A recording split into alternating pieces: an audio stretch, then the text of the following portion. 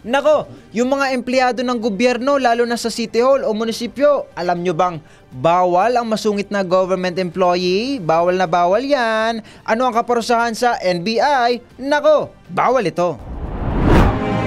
Alamin kung bawal o hindi. Dahil kung di mo alam to, kaso ang kakaharapin mo sa NBI. Nako, bawal ito.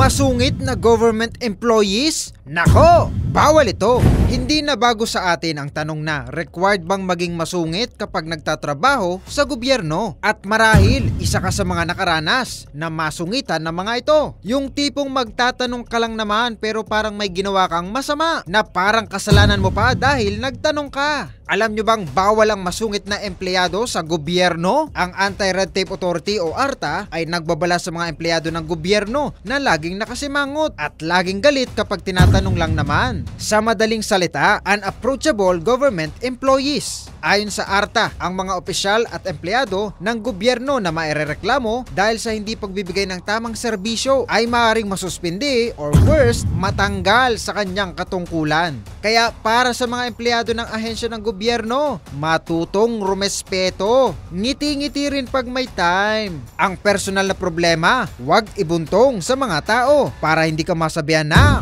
nako, bawal ito.